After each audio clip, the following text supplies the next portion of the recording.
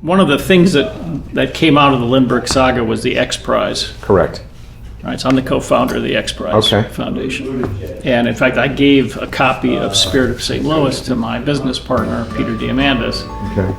After he and I went flying together. I took him up flying up the Hudson River, and he got excited, and I said, I'm going to finish. He stopped being a student pilot because he was busy getting a medical degree and other trivial crap. Yeah, so he got so excited that he said, I'm going to finish Gregg. So I gave him a copy of Spirit of St. Louis to encourage him to finish his flying lessons. And he didn't read it for like 3 years. Parents invited him to go with them to Greece, where they had grown up. So Peter is literally 2 minutes from the taxi picking him up and taking him to the airport, and he's throwing stuff in his suitcase. And he realizes he doesn't go on vacation, so he says, I'm going to be gone for like 10 days. I got time to read a book. I should take a book with me. Took that one, took Spirit, and he learned about, he didn't know that Lindbergh was pursuing a prize. Oh, the Orteig Prize, yeah. So when he found that out, he got all excited. When he came back, he said, Gregg, we ought to do, and I'd been telling people for years in the space world, I've been saying that the commercial space industry, which I was part of, needed a Lindbergh-like event. Yes. So Peter comes back and says, why don't we do a prize like the prize Lindbergh? And of course that spoke to me, and then he and I created the XPRIZE Foundation.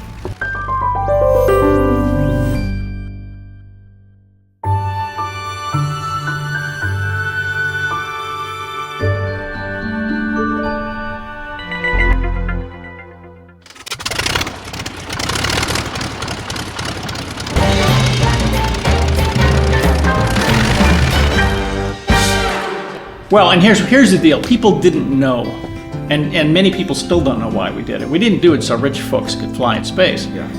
We did it so that we could unstick the we want to use the energy and material resources in the ocean of space that surrounds the Earth to save the Earth. Correct. Okay, to get us through the next 100 years and beyond. Yeah. So what's stopping us? What's stopping us was, and we knew this because we were in the space business early, since '88, early commercial space business.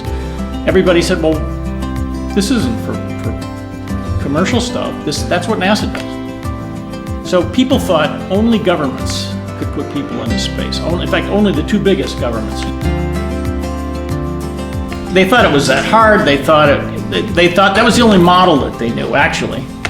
And so the way we broke that model was by doing the prize, and that's what we set out to do. And it worked. Yeah. So when you see Bezos or Musk or... Yes. In fact, it saved Musk's company. The head of NASA that came in right after our prize was won, within weeks of when our prize was won, Mike Griffin. He's the guy who took the $500 million bet on COTS, Commercial Orbital Transportation Services, whereby private companies are sending provisions to the space station. Correct. And he did that as top cover. He used the fact of Burt Rutan and Paul Allen's success. Okay. And in fact, the first day that he was the NASA administrator, he had a meeting at 7 in the morning with his chief, his brain trust, and he closes the door of his conference room and says to his secretary, no phone calls unless it's Burt Rutan. Oh. And word of that spread throughout NASA instantly. The XPRIZE Foundation is an organization that we created to get human spaceflight unstuck from the notion that only governments could do it. And the technique we used to get it unstuck was the direct result of our reading Lindbergh's wonderful Pulitzer Prize-winning book, The Spirit of St. Louis.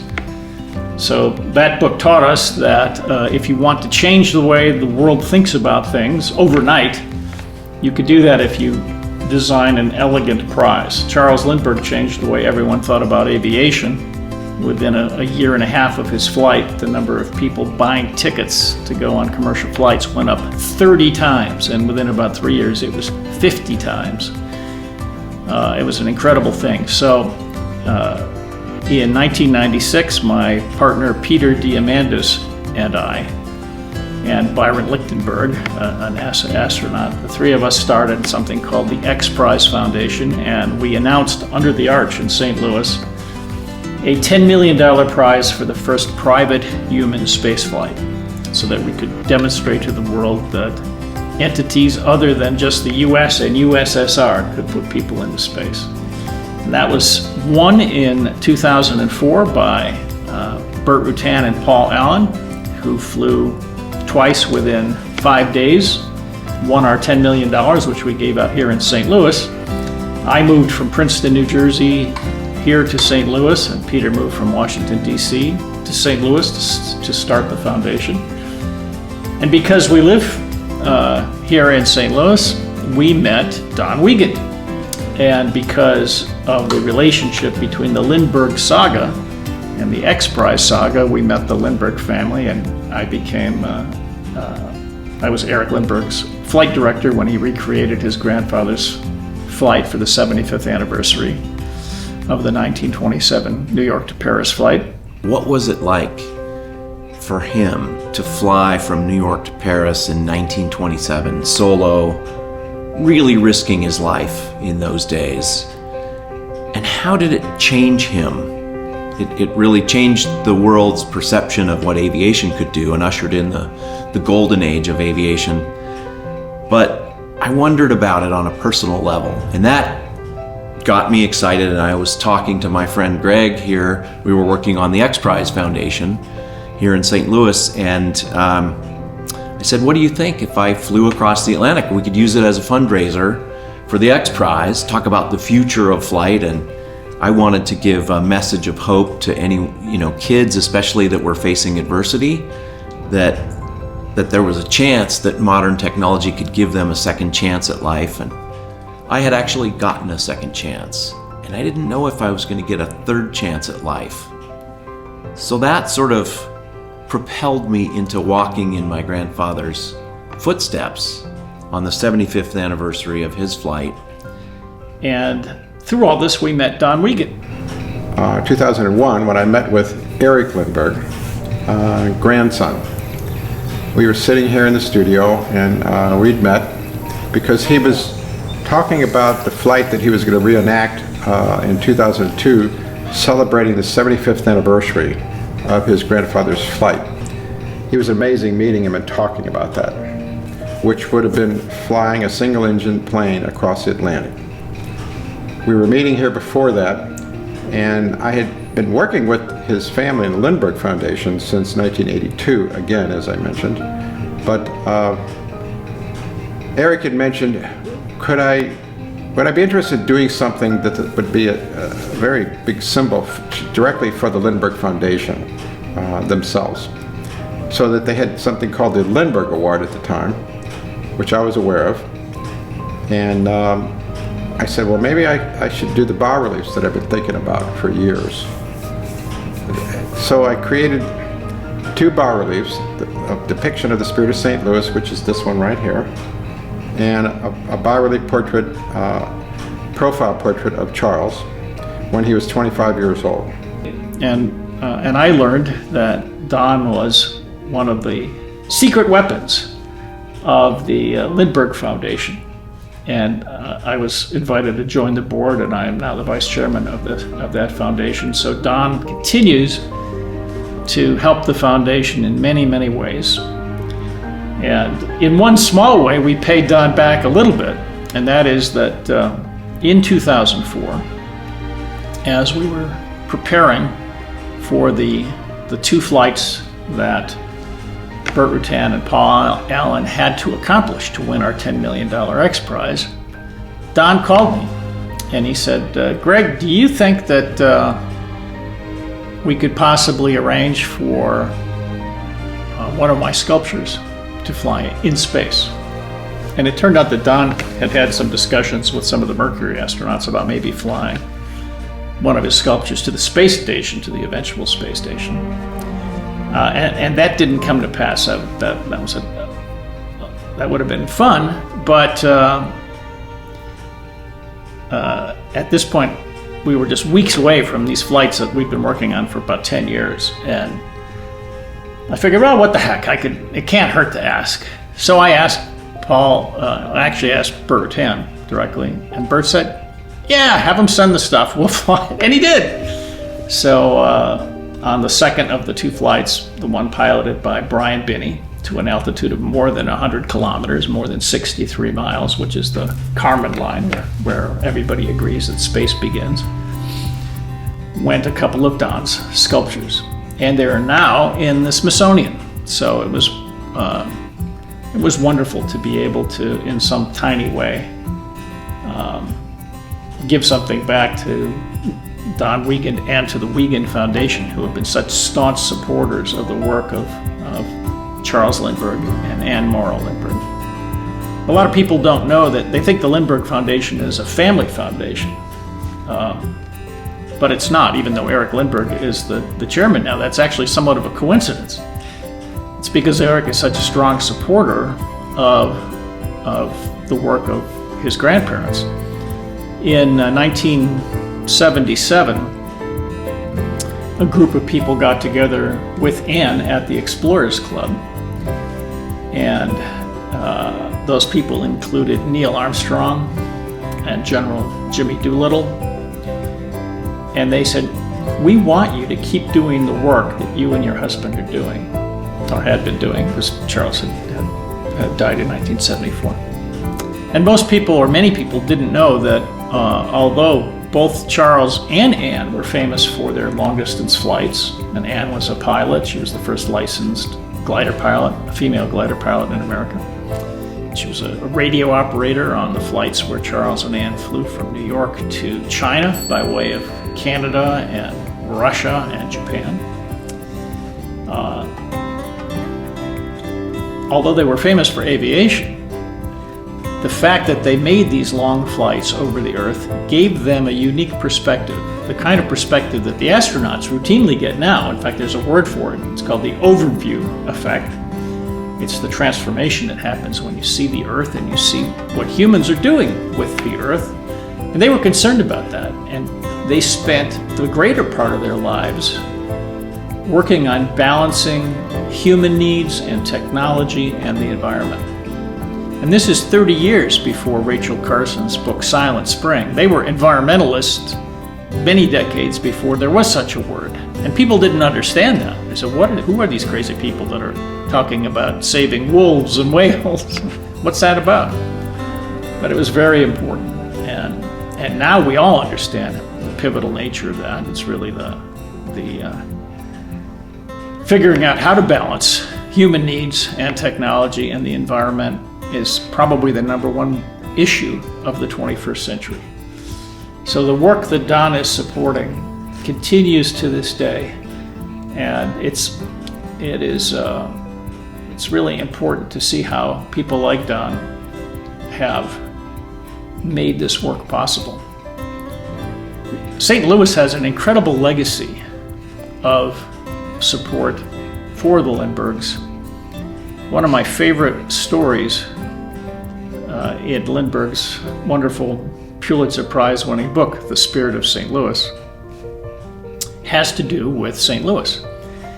Lindbergh was ready to take off from Roosevelt Field on Long Island, and there were two other contestants for the Ortiz Prize who were also ready to take off at the exact same time. One is Admiral Richard Byrd, famous explorer of his day, and the other was Clarence Chamberlain. And in fact, Chamberlain was going to do this trip in the plane that Charles first thought he would use, tried to buy to do that flight. So he's in a race, he's in a contest. And Lindbergh writes, "With each passing day I realize that my greatest strength lies in my supporters in St. Louis." And he told the story. He said, it turns out that the Ortiz Prize had a notice requirement, much like the XPRIZE had. You had to tell the organizers with a certain amount of time what your plan was, and there was a time from when you registered until when you could be eligible to win the prize. Lindbergh realizes that although he's ready to go and he's really paying close attention to the weather, more than the other contestants, if he goes now, he's not going to be eligible to win the $25,000 because the notice period has not run out. And he talks about, in the book, calling back to his supporters, to Harry Knight, who was his main liaison with the rest of the New Spirit or the Spirit of St. Louis organization.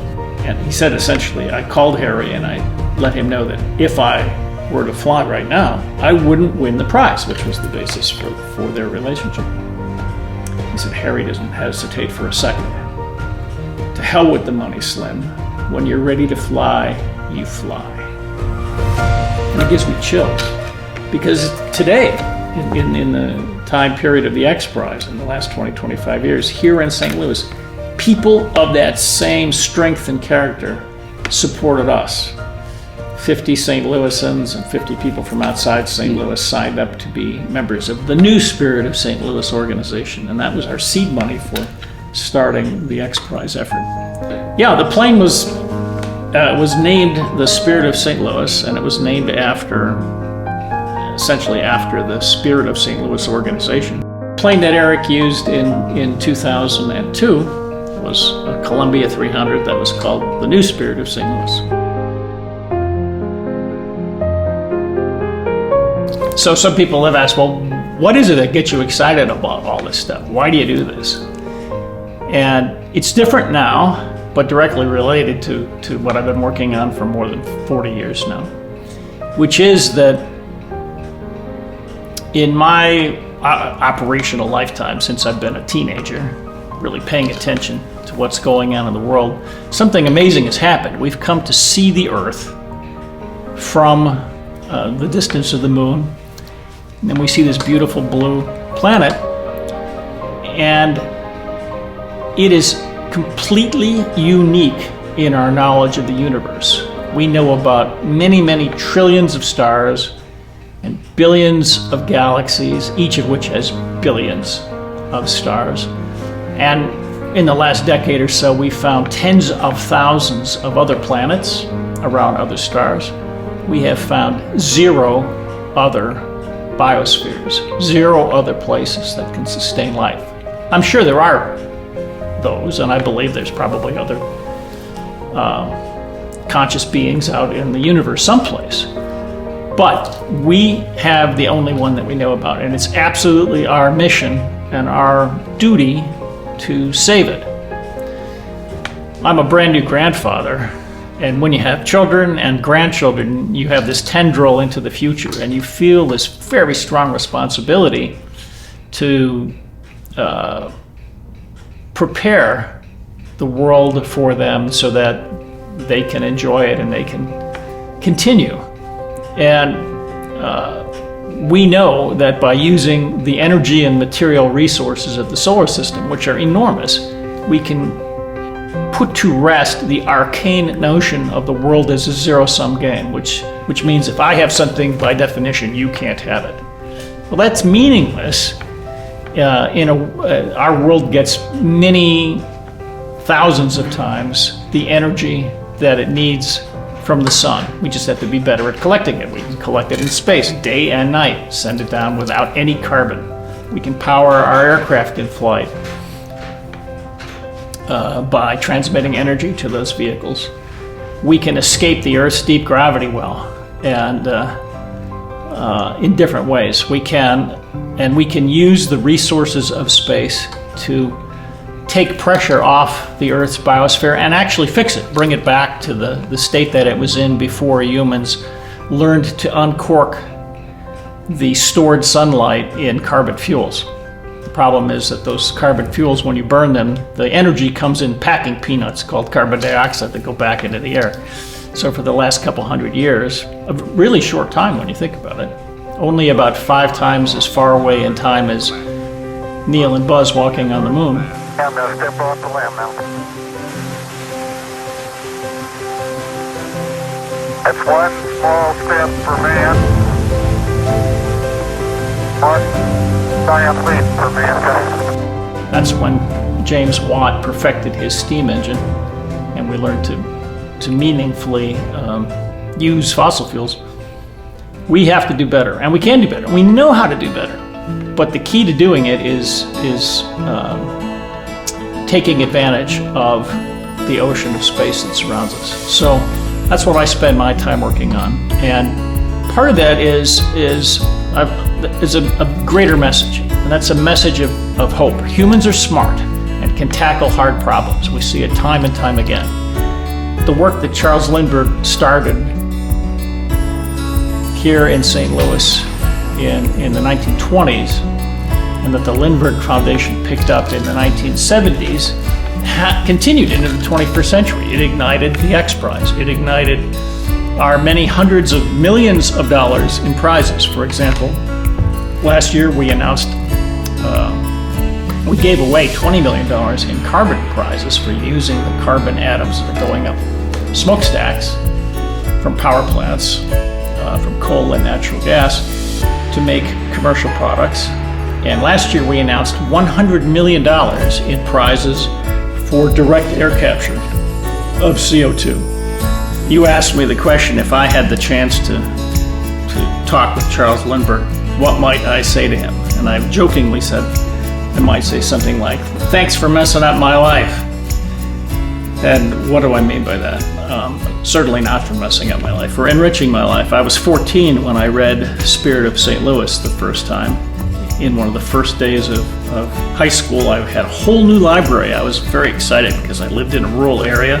I'd read all the stuff in my little local library that I had access to. And one of the first books I discovered in my high school was Charles's book, Spirit of St. Louis. And I never dreamed that it would have the impact it's had on my life. It caused me to become a pilot. I sold it at age 16 before I could drive a car, which was pretty embarrassing at the time. I never dreamed I would have the chance to work with so many of the astronauts, to teach with Buzz Aldrin, to lecture with Neil Armstrong and one of the founders of the Lindbergh Foundation,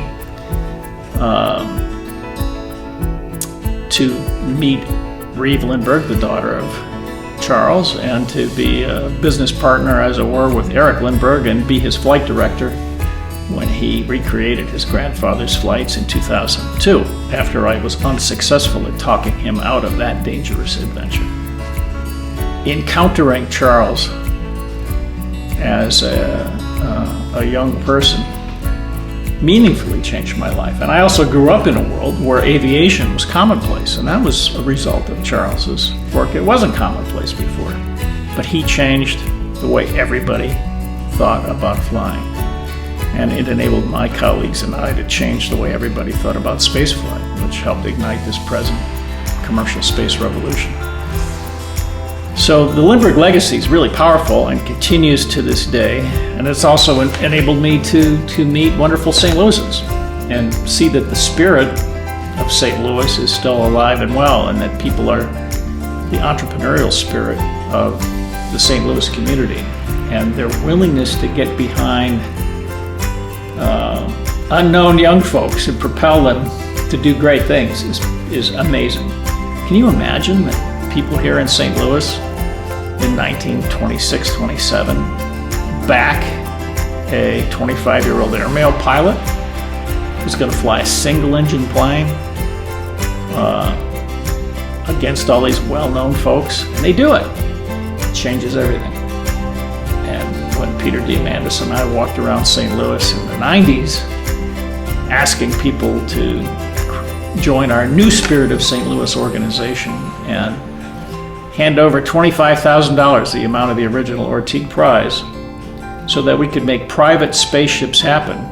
As I say it now, in 2022, it doesn't sound so silly, because there are private spaceships, but there were none then. And instead of throwing us out on our ear, people, they were either polite or they said, "Yep, we'll do it."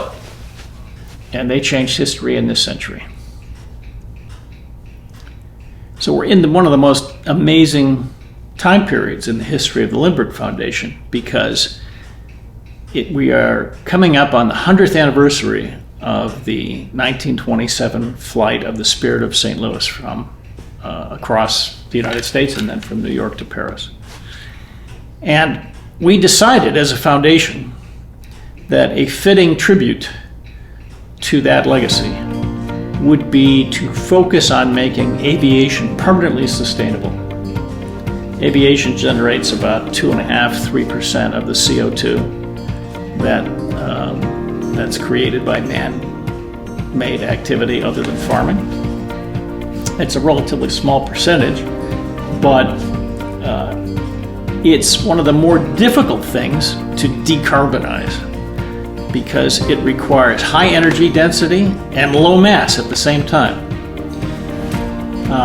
So we're working on that problem right now. We're creating the groups of smart people, we call them brain trusts, that can help us think through both near-term and far-term solutions to this problem. Near-term solutions will be things like sustainable aviation fuels, which use recycled CO2, but they still emit CO2 when you burn them. It's just you've taken it out of the air first. So that's called net zero carbon. And in the longer time frame, true zero carbon flight. You could do zero carbon flight now with battery-powered airplanes, but you can't go very far and you can't go very fast. The Solar Impulse, which was flown by colleagues of ours, Picard and Borschberg around the world, it flew 1/3 the speed of Charles Lindbergh's plane. But we can do better, and we will do better. So those are the kind of things we're working on right now for the 100th anniversary. And there's something involved in that we call the Frank Sinatra principle. Frank Sinatra, in his song New York, New York, says, if I can make it there, I can make it anywhere. Well, if we can solve the problem of energy storage for aircraft, for fast, long-distance aircraft, for aviation, which is very mass-limited, then we can use cheaper, dumber versions of that to solve the energy needs for other things, for terrestrial needs, not just transportation, but helping to do the radical shift from a world today that's about 80% dependent on fossil fuels for energy to a world that gets all of its energy from renewable and zero carbon sources.